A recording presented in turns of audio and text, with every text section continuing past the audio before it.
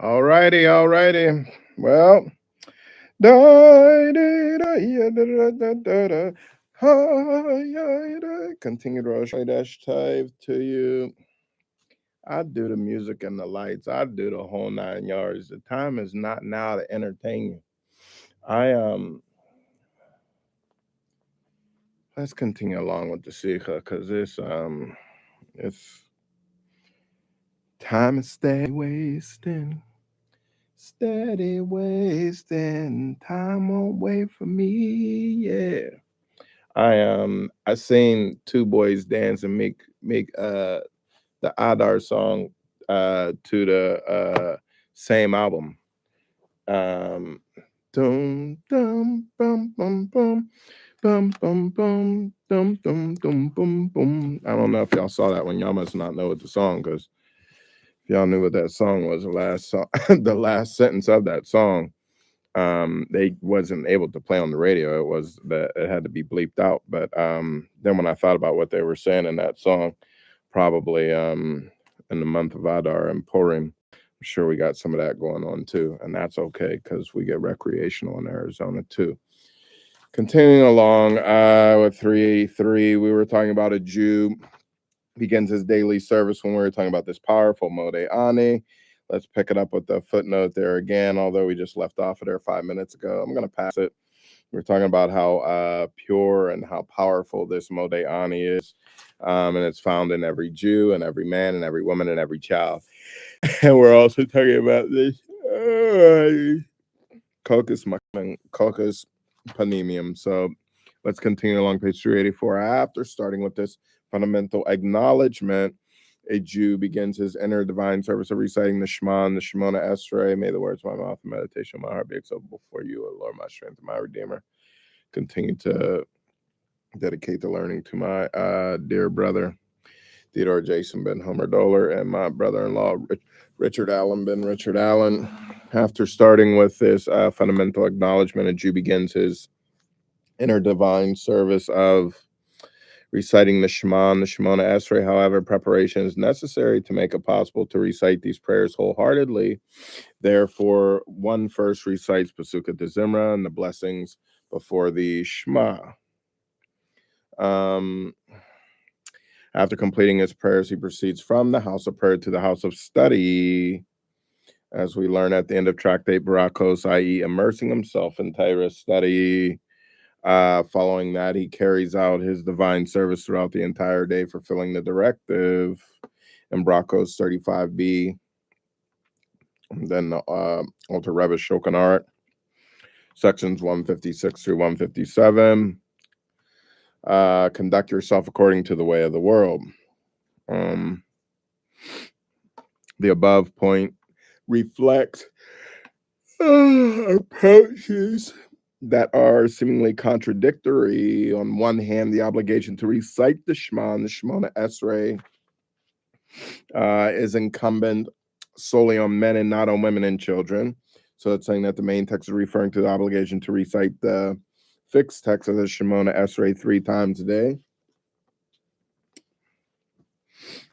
That is only incumbent upon men, according to their opinion, that prayer is a scriptural commandment, since women customarily make some requests of God immediately in the morning. Directly after they wash their hands, they fulfill their scriptural obligation with this, and perhaps even the sages did not obligate them further. It does say here, too, according to the authorities who maintain that the obligation of prayer is of a rabbinic origin, the reason women are obligated to recite the fixed text of Shemona Esrei is because it is an entreaty for divine mercy. However, that aspect of prayer does not relate to the concept of prayer involving one's inner divine service, which is described in the main text here. So it's incumbent solely on men and not on women and children. Oh, bless your name, God. And it's saying here that according to the rationale given in the Nigla, the revealed dimensions of the Torah law, the reason women are not obligated in the recitation of the Shema is that it is a time-bound mitzvah. This still relates to the rationale stated in the main text. The very fact that there is a limited time for its recitation indicates that it relates to a measured and limited powers within a person, as was stated in the main text. So these measured Um,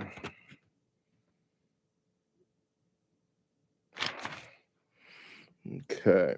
So this implies that this is a mode of divine service that is relevant primarily to a person's inward powers, intellect, and emotion.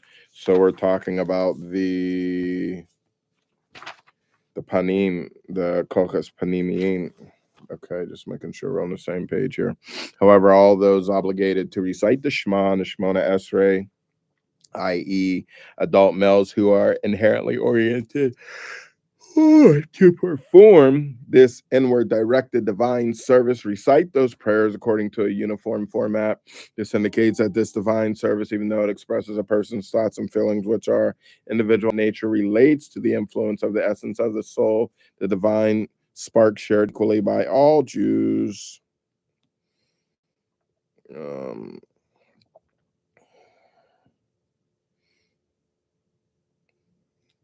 thank you for being patient.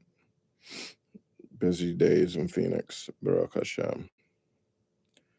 Okay. So this uniform format, this indicates that this divine service, even though it expresses person's thoughts and feelings, which are individual in nature, relates to the influence of the essence of the soul, the divine spark, shared equally by all Jews, a parallel to the confluence of seemingly contradictory motifs that operate regarding the recitation of the Shema and the Shemona Esrei, is also apparent with regard to the study of the Torah, the observance of the mitzvahs, and the divine service of knowing God in all your ways, according to Mishlei 3:6, the book of Proverbs, performed throughout the day. However, in these instances, the pattern is reversed. Take, for example, Torah study. The obligation to study Torah is universal, applying to every Jew, both men and women. For women are obligated to study the laws that apply to them, and the places that we learn these things. This is in the Alter Rebbe's Hilchos Talmud Torah 1 and 14. And then the other one was Rambam's Hilchos Talmud Torah, chapter 1, the Alter Rebbe's Shulchan Aruch, section 155, for those who need the sources. It's important. True, the requirement for them to study these laws stem from their obligation to study Torah per se, but is only so that they know how to observe the mitzvahs in which they are obligated. Nevertheless, since they too recite the blessings before Torah study for this reason, it is evident that their endeavor is also considered Torah study. Furthermore, in regard to children, there is a scriptural mitzvah for a father to teach Torah to his young sons. Says, by contrast, according to Alter Rebbe's Hilchos 1:1, a father's obligation to train his son in the observance of the mitzvahs is merely rabbinic in origin. It says, although it is the father who is commanded to teach his son the Torah. Oh, boy. Oh, bless your name, God. And it is not the son's obligation. The command requires that the son should train himself to read the Torah of his words. And we learn that in Lakutei Sikos, which discusses this issue.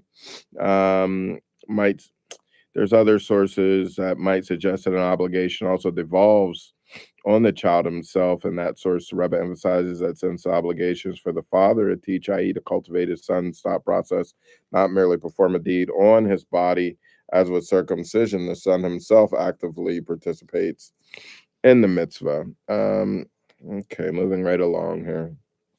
From all the above, it is apparent that Torah study relates to a level within the soul that is shared universally by every man and woman within the Jewish people.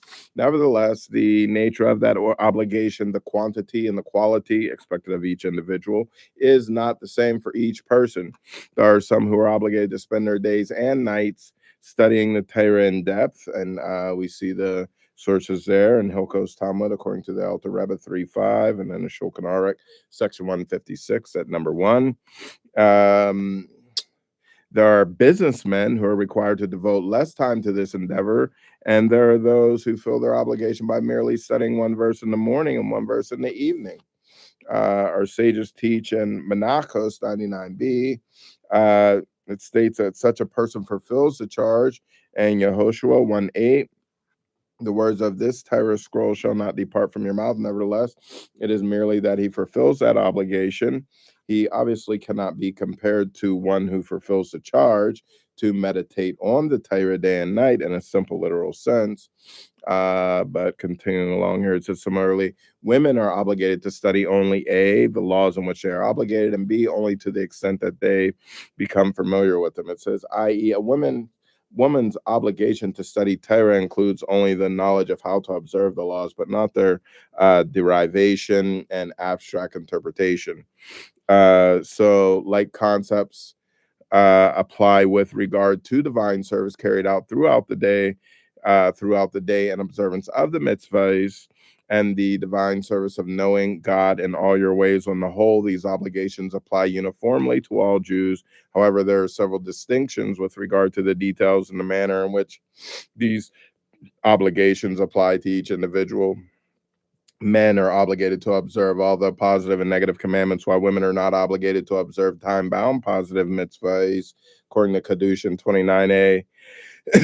Similarly, there are many different matters and ways in which a divine service of knowing God in all your ways is carried out by each individual, depending on his or her circumstance and occupation. Accordingly, the distinctions between the donations for the sockets and that we're discussing here and the donations for this sanctuary, that and God will dwell in them, us, and our inner sanctuary, as opposed to it, which we're talking about here, the divine service of the recitation of the Shema and the Shemona Esrei, and the divine service of the Torah study and the other dimensions of divine service carried out throughout the day. The donations for the sockets correspond to the divine service of reciting the Shema and Shemona Esrei. Women and children are exempt from that obligation, but men who are obligated must recite those prayers following a standard text. This parallels the obligation to donate for the sockets, which was incumbent only on adult males from age 20 onward, yet all those who were obligated gave a uniform sum, a half shekel.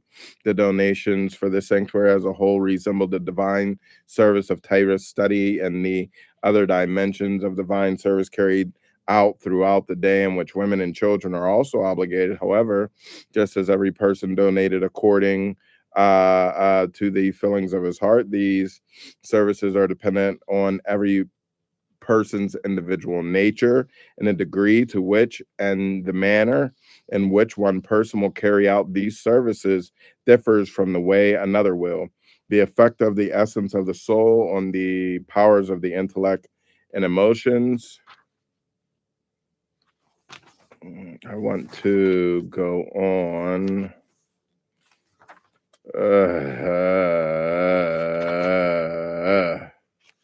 All right, we'll give it one more time. It's really tough not to go on, but sometimes just there's only but so much time. God continue to help give us more time and help us as we focus on Him to overcome the challenges of time and triumph over this challenge so that we won't have to look at it. And in the meantime, let us not be wary of mitzvahs that require attention, that are time bound for men, and serving one another. And we'll continue along with number 4 and the Minyan Gwe as we continue along with the Rosh Kodesh. The Minyan is some morning, y'all. All right, we'll talk in the morning. Maybe let's go on. We're gonna have to go on a little bit more because we are on a tight schedule tomorrow. Let's go on the effect of the essence of the soul and the powers of intellect and emotion. It says number 4 here, to explain all the above points of divine service of the recitation of the Shema is carried out via the inner powers of intellect and emotion. The good thing is you can pause here and you can come back. I need to go on. Nevertheless, this service follows and is developed on the basis of the preparatory step of reciting Modeh that represents the thankful acknowledgement, and bittul stemming from the essence of the soul. Therefore, this bittul and acknowledgement are felt within and accordingly influence the divine service of the recitation of the Shema and Shemona Esrei, making it evident that the foundations of this inner divine service is the bittul and Kabbalah's old that stem from the essence of the soul. The reason that this divine service is only incumbent upon the adult males is that their kokas panemium, these inner powers, are fully developed, and carry out this service. So, moreover, the obligation to donate for the sockets was only incumbent upon adult males who had reached the age of 20. For at that age, one reaches a complete state of maturity that makes him fit to serve in the army. Nevertheless, the Bittul and Kabbalah soul that stem from the essence of the soul, a level where all souls are identical. And that is coming from chapter 32 in the Tanya. The level where all souls are identical are felt within their kokos panemium. Therefore, the Shema and the Shemona Esrei follow uniform tags.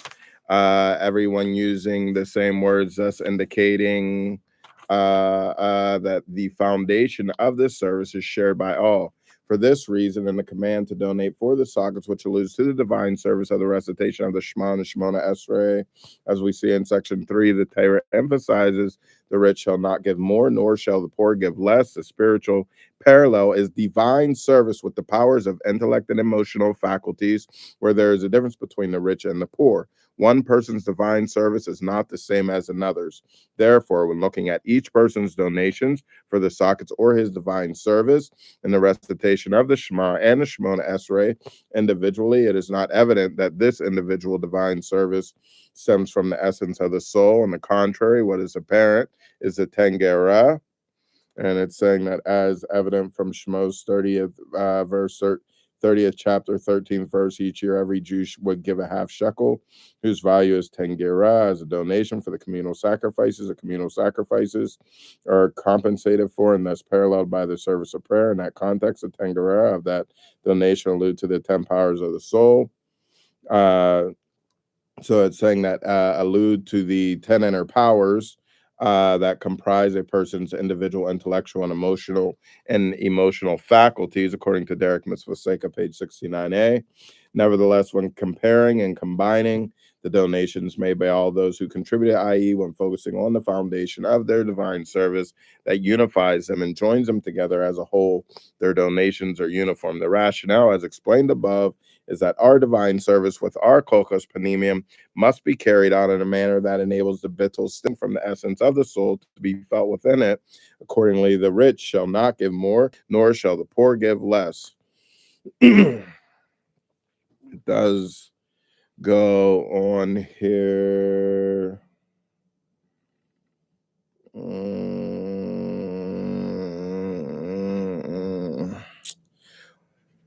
On this basis, okay, an explanation from an inner mystical perspective can be given of the statement in Tama Yerushalmi and Shabbos 7:2 toward the end with regard to the forbidden labor of building on Shabbos. Initially, the passage suggested that building upon utensils is categorized as building based on the fact that the sanctuary was erected by placing its boards within sockets, utensils. Ultimately, however, it concludes that the sockets were not considered as utensils, but as the earth. The inner mystic explanation is that utensils represent kokos panemium. As stated in the main text, the sockets represent a person's divine service with his kokos panemium. Kokos panemium, accordingly, is understood that the spiritual counterpart of the sockets reflect these inner powers, intellect and emotion. In particular, this is true since the sockets were made from the half shekalim themselves, plural of the shekel. By contrast, the half shekalim donated for the sacrifice and the upkeep of the Beis HaMikdash were used merely to purchase the sacrifices. Therefore, the Tama Yerushalmi sought initially to prove that building upon utensils is considered building by bringing proof from the placement of the boards and the sockets, considering them as kalim. However, it rejects that argument, stating the sockets are like the earth. With regard to the spiritual counterpart, that statement can be understood to mean that the sockets do not merely represent divine service with one kokos panemium. Instead, it refers to these inner powers as they are permeated with Kabbalah soul that stems from the essence of the soul, the bittul of may my soul be as dust to all, as per the wording of the daily liturgy. We see that in the davening at the last prayer found in the Shemona Esrei. Number 5. Oh boy.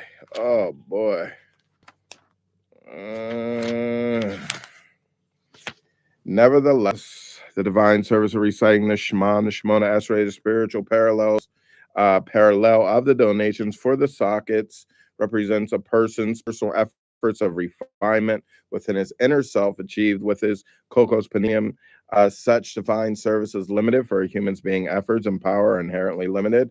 As a result, the divine light it draws down is also conveyed in a limited manner. This explains why the recitation of the Shema and the Shemona Esrei is structured according to text. It says in the previous section, the Rebbe emphasized that the uniform text prayer reflects the influence of the essence of the soul, spiritual potential shared by all Jews.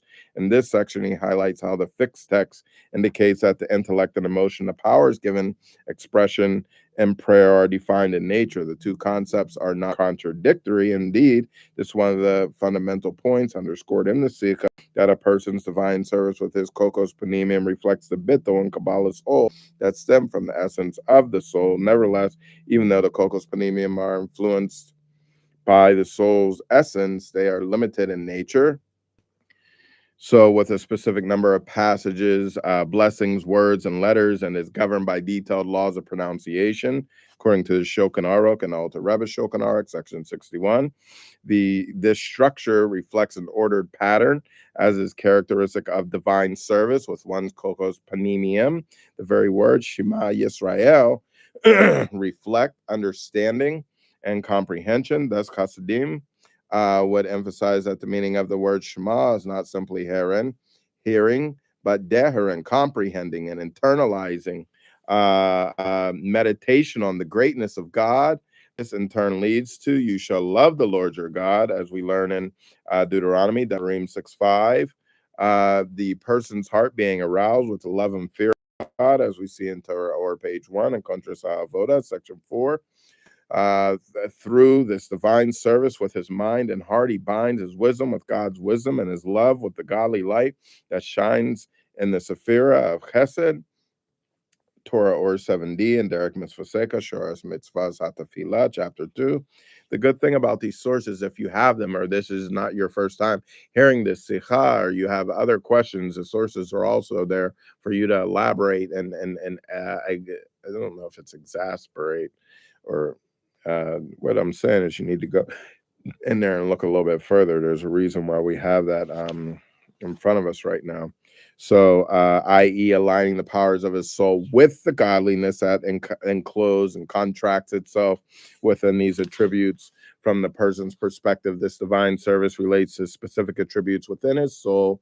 Accordingly, it only draws down godly light that shines within specific sephiros.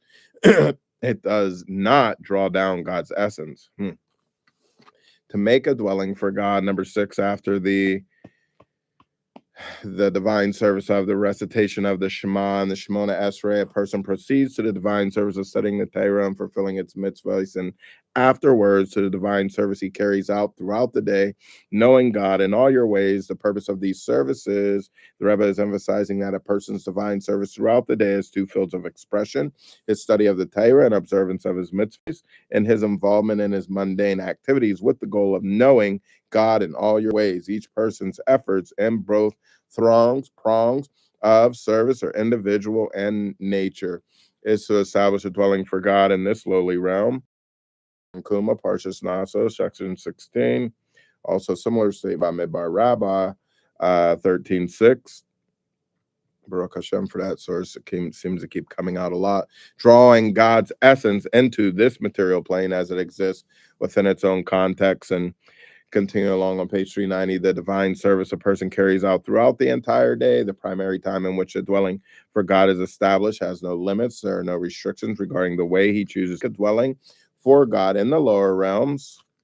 Ooh, baby. Distinctions between the recitation of the Shema and Shemona Esrei and a person's divine service in the Torah, its mitzvos, and knowing God in all your ways is paralleled by the distinction between the donations given for the sockets and those for the sanctuary as a whole. The donations for the sockets involved giving a specific sum of a specific substance.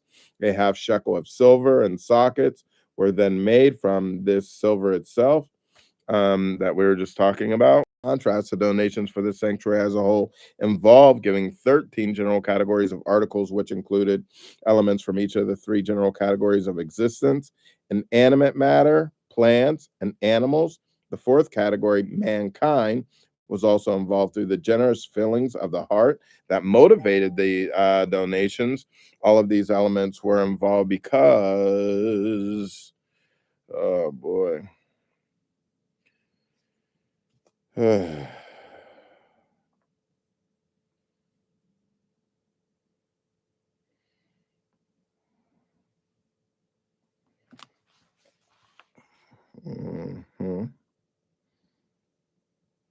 So all of these elements were involved because the purpose of the sanctuary was to make all aspects of existence a dwelling for God, not merely a specific entity, i.e., man's kokos panemium. Since the nature of one person's kokos panemium differs from another's, not only were the materials donated for the sanctuary as a whole varied, the donations varied from person to person. Each person has his portion of the world that he is destined to elevate, right? Right. Um,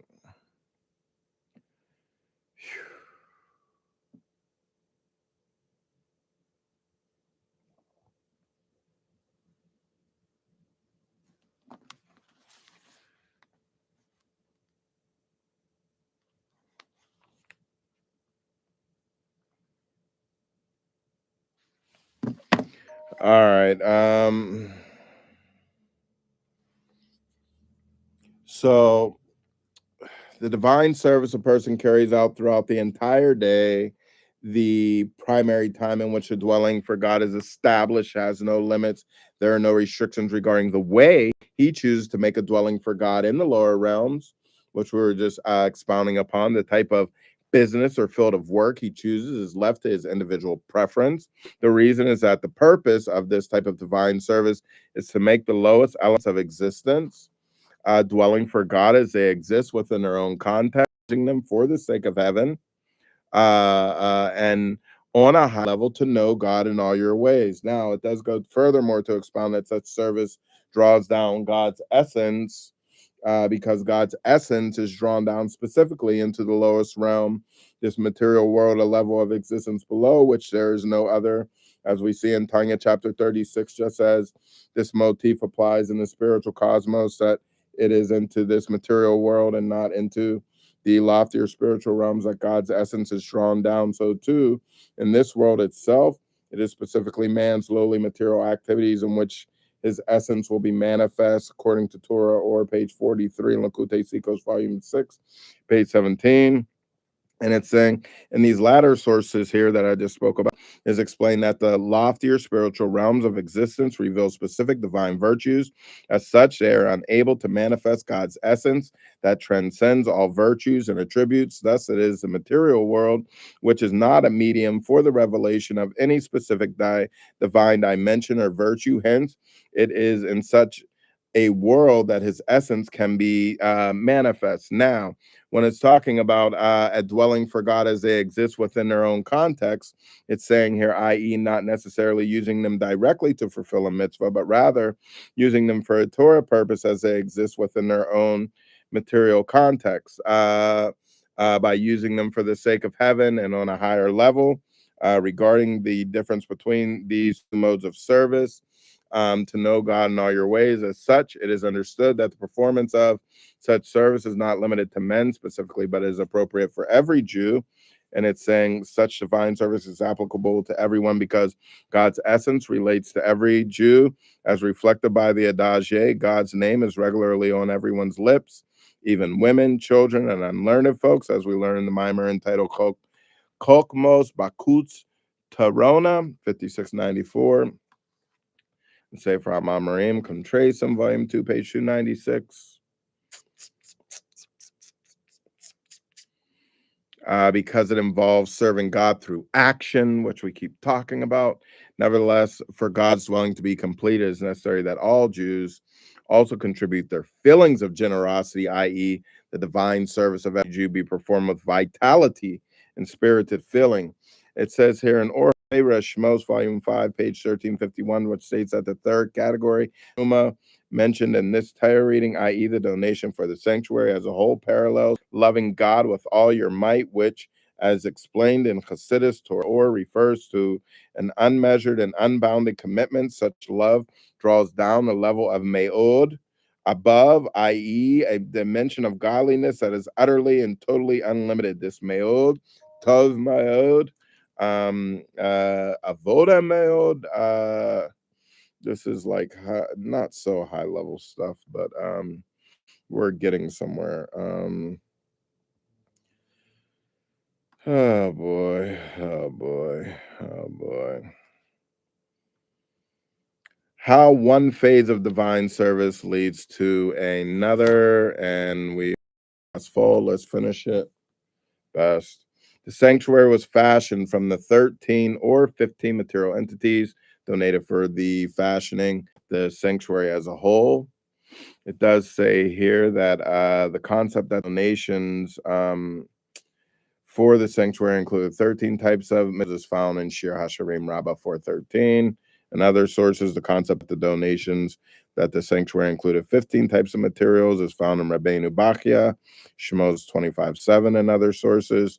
So the spiritual parallel to these donations is the divine service every Jew performs by carrying out his material affairs according to the Torah, and in that way drawing down God's essence into this lowly material world. It says here, number 67 in the footnotes, for this reason, in the previous section, the Rebbe mentioned that after the preparatory service of prayer, a person should study Torah. For as stated here, the manner in which a person refines the world and thus draws down God's essence into it must follow the guiding light of the Torah accordingly. Just as every person's field of activity in his material affairs is different, so too the area of which a person's energy should be invested in Torah study varies from one individual to another. Now, nevertheless, this divine service is only possible after one carries out the spiritual parallel to the donations for the sockets brought by those over the age of 20. It is specifically the divine service with one's kokos panemium, his emotions and his intellect, based on Bittul and Kabbalah's ol, stemming from the essence of the soul that empowers every person to draw God's essence into this lowly realm by carrying out the divine service that parallels the donations for the sanctuary as a whole. This follows the pattern of divine service that the Jews as a people carry out day after day, specifically after the recitation of the Shema and the Shemona Esrei by Jewish adults. Every Jew has the potential to do his or her part in working to establish a dwelling for God over the course of the day, as explained above. The source of a Jew's potential, number 8, and our final section for this particular sikha. Thank you for joining in. Thank you for letting us finish the foundation, the preparatory stage for the daily pattern a person follows to make a sanctuary for God in his or her own life is the resuscitation of this Modeh Ani.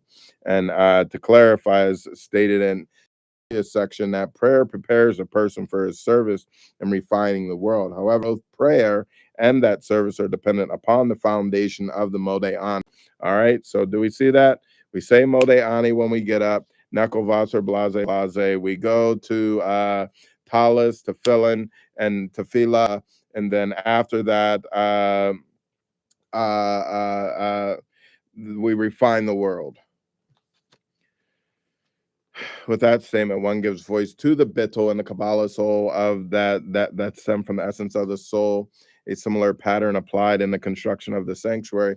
I see why a lot of people are reluctant in each one of these mitzvahs, but the problem is that ultimately inside of us we are going to go to the phase, and ultimately your soul will desire to do that. It's just like children innately go to their mother and their family members. Our Jewish soul and our neshama innately desires to do mitzvahs. Neither at some point in our life, this netzach, this yechidah, this highest level of our soul, is going to continue to connect and reveal itself stronger and stronger. So I know it's hard because we know the routine in Judaism, when we take on one mitzvah, then it brings out about another mitzvah, and then it brings about another mitzvah, and then I can't keep being who I want to be. I have to keep growing in godliness, and this is something that we are afraid of, but we should know that innately this is the direction that we should go, and that there is no other direction besides turning from God, which no Jew will never do.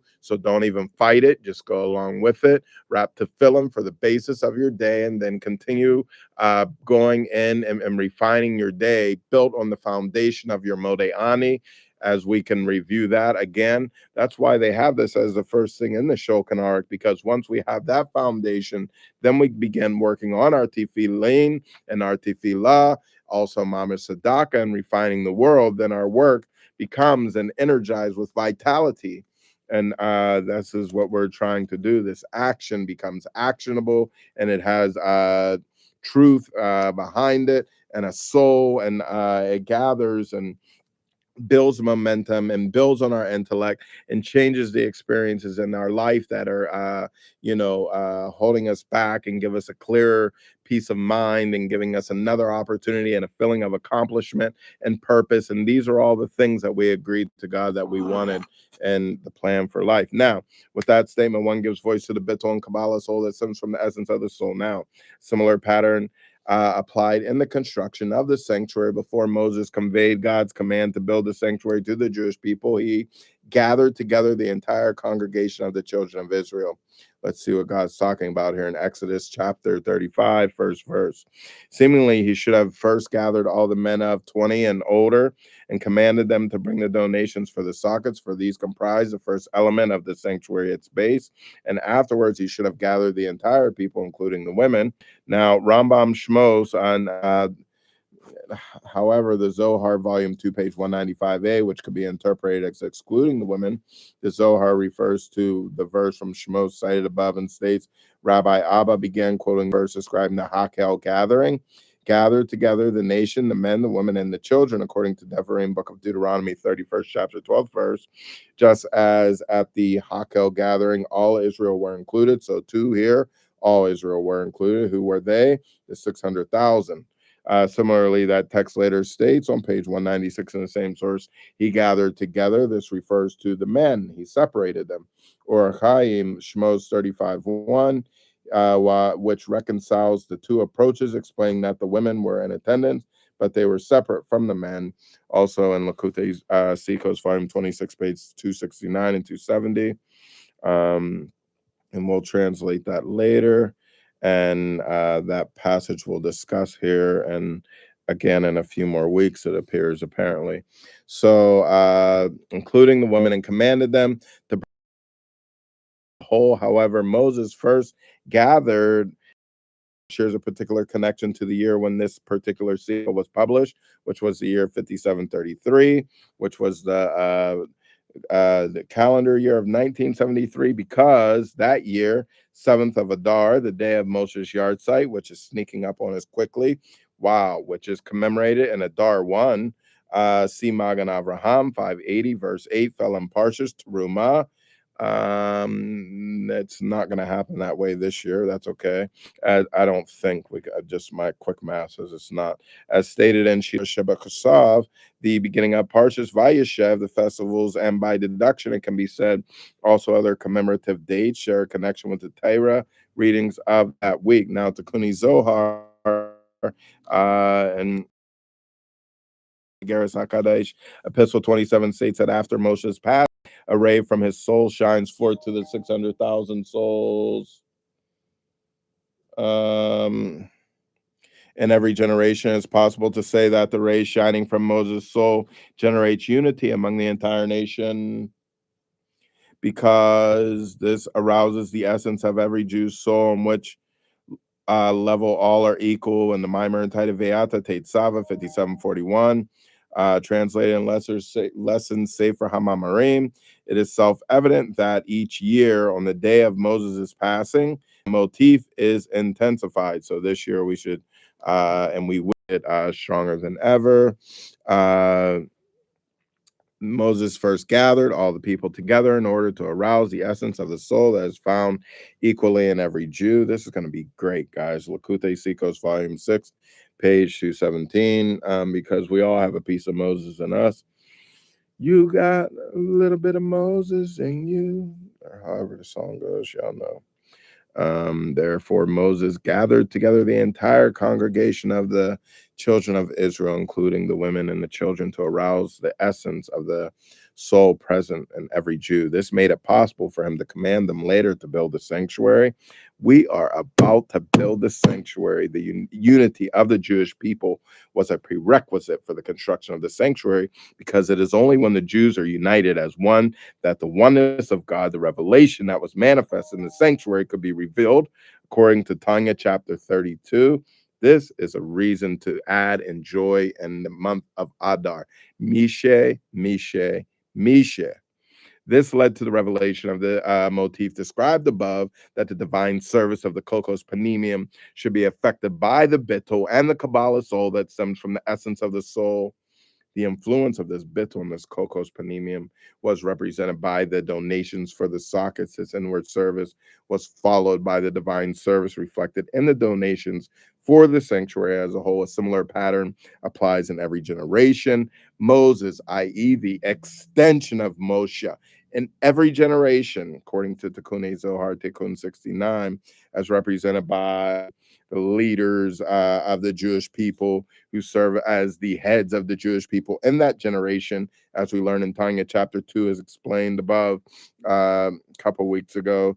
Chassidus, for some, understands that the metaphor to the function of head and the human body has many ramifications in understanding a Jewish leader's uh, a Jewish leader's function.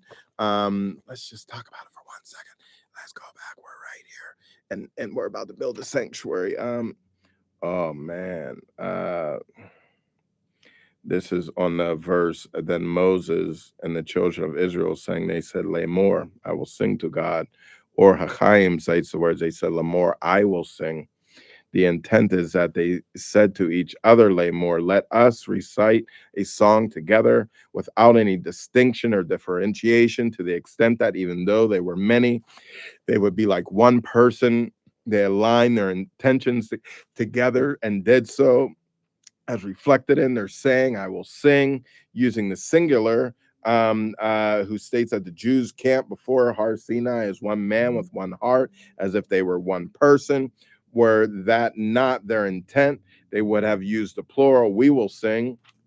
Or Hachaim is implying there that the Jews recited the song of the sea, that's from a few weeks ago in Beishalach, in a singularly distinct manner. The entire people recited it in total unison, as if they were actually one person without any distinction or differentiation, according to our sages, teaching that even infants, nurslings, and babies in their mother's wombs joined in the song, and its recitation reflected a state of absolute union without distinction or differentiation between those of the greatest stature and those of the lowest stature, including even babies in their mother's wombs. And on this basis can be explained why all the sages agree that the recitation of the song by the Jewish people had to be initiated by Moses, such a state of absolute unity that the entire Jewish people, from those of the greatest to those of the lowest stature, including even babies in their mother's wombs, be united as one person,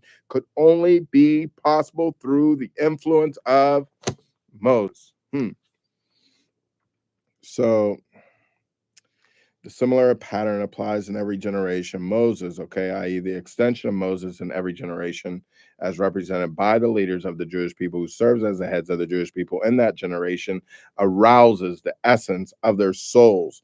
This empowers every Jew to carry out his divine service with his kokos panemium, as expressed through the recitation of the Shema and the Shemona Esrei. That divine service enables him to proceed to the study of the Torah, the observance of its mitzvahs, and to his endeavors to know God in all your ways, thus establishing a dwelling for God in this lowly realm. Once again, ending off with Dira Bitaktonim. Amen, amen, amen, amen, amen. Are you excited yet to just see this coming to life, to just see this. I'm gonna put Parshas Beishalach #1 back out so you guys can get that. Go back to Parshas Beishalach 1. Hopefully, we actually put that one on, and then that didn't get lost in the coin flip. But let's go back to lay more. I'm pretty sure we have that one. I'll post it and let that come back out because we are staying with the times. Your material that you're seeing is only for the current time. However, though, this building of our faith that we've been doing and strengthening our batachin began 8 weeks ago when we started at the first, portion of Shmos without a fear and worry and its acts and its consequences, and how all the points are just being coming together, and how it's just a constant far bringing, and just how it's so exciting and just glorious. And as we have the 7th of Adar is coming, like right here. And this, we're going to see in fluctuation, just a continued increase and influence of godly light. No matter what we do, please put your hands in, do all that you can, be all that you can be, do every mitzvah that you can, wrap tefillin, please. Women light the Shabbos candles, do all the things that you need to do. Let us all work together, unified, all together, receive this special insight, that this light that's coming into us from Moshe Rabbeinu, and then we will be inspired and build the temple, even just within ourselves and this building, and then God will dwell in us. Ikvesa di Mashiach Hashkaka Pratus 2.0. I thought it was crazy. Let's make it happen. Right here. It's thank you, Rabbi.